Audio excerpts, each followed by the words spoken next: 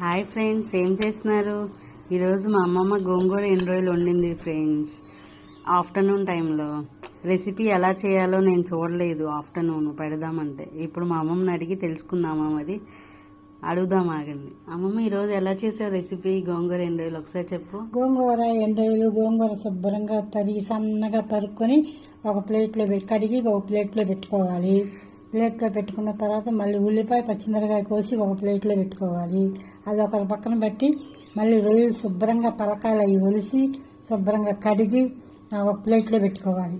ప్లేట్లో పెట్టుకున్న తర్వాత నూనె కళాయి పొయ్యి మీద గిన్నె పెట్టిన తర్వాత గిన్నెలో నూనె వేసి నూనె కాగిపోయిన తర్వాత బాగా మరిగాక రొయ్యలు వేయాలి. దాంట్లో రొయ్యలు వేసి రొయ్యలు చక్కగా వేయించుకొని వేగిన తర్వాత ఉల్లిపాయ పచ్చిమిరకాయ వేయాలి.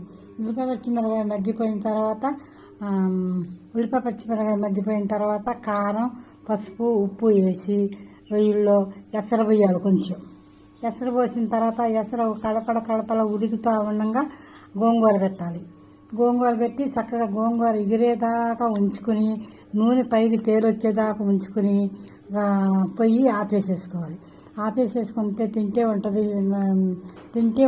అమ్మ, మజాగా ఉంటుంది. రొయ్యలు గోంగూర బాగా మంచి టేస్ట్గా ఉంది, మంచి వాసన వస్తుంది. చూడండి, మీరు కూడా లైక్ చేయండి ఒకసారి.